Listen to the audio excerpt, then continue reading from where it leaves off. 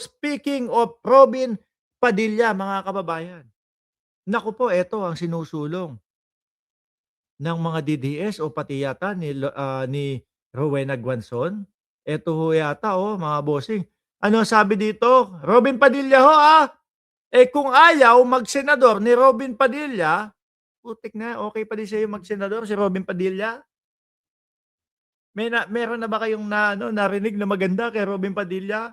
Isang beses kong narinig 'yan, yung sinasabi na isinusulong niya daw ho yung yun, anti-dynasty, pero 3 Duterte tatakbo sa Senado susuportahan. Ang gulo, nakakahilo ho. Tas hindi daw siya pipirma sa Blue Ribbon Committee, hindi naman pala kasali sa Blue Ribbon Committee, oh. Kaya ako naniniwala ho ako dun sa sinasabi nung kanyang asawa na si Mariel, 'no, na hindi deserve ng Pilipino si Robin Padilla. Naku, maraming salamat po. Pero sila Rowena Guanzon na sinasabi na matalino daw ho, mga kababayan, kung ayaw daw pong maging senador ni Robin Padilla dahil araw-araw ay nagbabangaya sa Senado, mag-Vice President na lang daw kay Sara Duterte si Robin Padilla. Huh, grabe ayos. Vice President Binoy, Vice President Robin Padilla. Mga bossing naman. Ito nga yung isa, galing na sa angkan ng pulitiko, Pero nakikita natin kung ano pa yung mga kilos at mga galawan at kung ano yung mga pinagsasabi nitong isa na Vice President natin ngayon, Yung pa kaya, natingnan mo naman kung ano nahihita natin sa Senado. 'Di ba? Tapos ngayon, mga DDS, si Robin Padilla na lang. Anak ng putik naman talagang buhay 'to, Bagay, mga bossing, kung 'yan ang trip nila, wala tayong magagawa. Pero sa tingin ko naman ho, mga kababayan, hindi nauubra, 'no? Kaming mga bumoto dati kay Robin Padilla, medyo naano na ho kami, nagising-gising na ho kami. Actually ho, mga kababayan, talagang inaano ko 'yan, ano ba tawag, talagang inihihingi ko ng tawad sa sambayan ng Pilipino ang pagtala ko sa pangalan ni Robin Padilla. Nung panahon ho ng eleksyon, mga kababayan. At tapos eto, sa tingin niyo ilang milyon ang kagaya ko? Ilang milyon ang kagaya ko na bumoto dati kay Robin Padilla na ngayon po, ayaw ng, maulit pa. Ayaw ng, pagbigyan pa ulit si Robin Padilla. Ilang milyon ho 'yan, 'di ba? Ngayon, mag-Vice President na lang siya kay VP Sara daw ho, mga kababayan. At least kung manalo ang tandem, 'no, hindi kakagatin ni Robin yung isa. Ano yun? Na kay Inday na ang Visayas at Mindanao. Hmm, so kaya yun?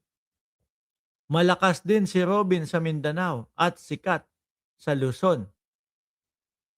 Pero tapatan mo lang 'yan ng isang tapatan mo 'yan ng isang, kung sino ang itataas ni Pangulong Bongbong Marcos sa 2028 tapos if ever man si Ontiveros, like isang administrasyon at isang kakamping, mga bossing. Naku, siyempre ganito po magiging sitwasyon niyan. Yung mga kakamping, dahil ang katandem nung kakamping, administrasyon, iboboto ng mga kakamping kung nasa administrasyon. O gano'n din 'yun, yung mga administrasyon, iboboto yung kakamping. Kasi naman no'n, ngayon pa lang nakikita na po natin yung joint force, at ayaw na ayaw ho nga ng mga DDS 'yan, mga kababayan. Kasi sila paubos ng paubos. At eto po, tayo nagsasanib puwersa. Pinangarap ni Inday Sara Duterte na makasanib puwersa yung mga kakamping, pero nakita niyo 'di ba pinuntahan nga si Lenny? Oh, ano nangyari? Wala, tablado. Pero wag daw ho kayong mag-alala kasi eto daw ho yata ang panlaban nila sa 2028 ho, mga bossing. Ang ang pag-asa ng Pilipinas sa 2028 daw ho, mga kababayan. Una, siyempre wala naman pong iba. Transformer, shoutout sa iyo. kundi si Sara Duterte ang kanilang iboboto sa pagkapresidente o ang kanilang panglahok sa presidente ho. At ang kanilang vice mayor daw ho, wala pong iba mga kababayan kundi si There is no such as West Philippine Sea or AKA, isuko na lang po natin. Ay, hindi. Ano, i-give up na lang po ang kalayaan, no? Rodante Marcoleta. Eh, kahit po makipagdebate, kahit po makipag-ano sa'kin 'to, makipagpalitan ng tanungan 'no, eh. No, kahit anong pagpapaliwanag nito sa akin, kunyari talagang nabwisit na sa akin 'to si Rodante Marcoleta, sige nga mag-usap tayo.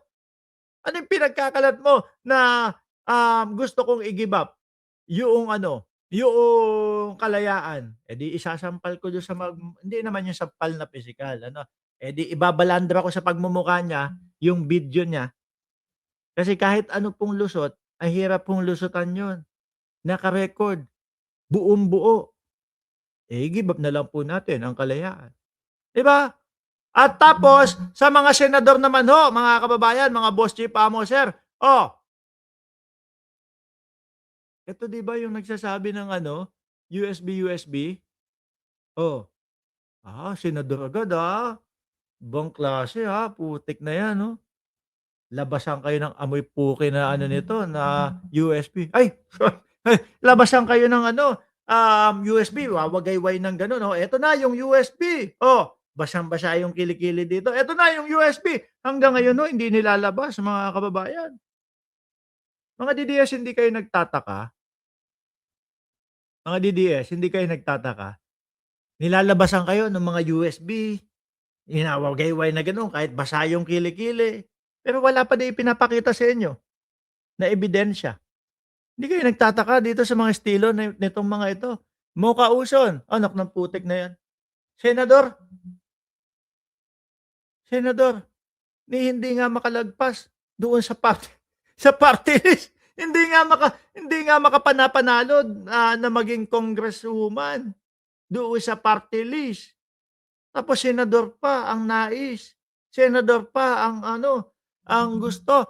Rowena Guanzon, isa pa din 'to, ni hindi nga makalusot sa party list. Oh, senador ang nais. Grabe, sino Tekia. Ah, baka naman mamaya sasabihin ninyo nandaya, sasabihin niyo, dinaya kami." Oh, depensor, ayaw na nga dito ng ano, ng Quezon City tapos gaganyan pa, 'no? Greco Bellicao, isa pa 'to si BG. Ang ano nito, ang, ano ba yung party list? BG, GB, ayun good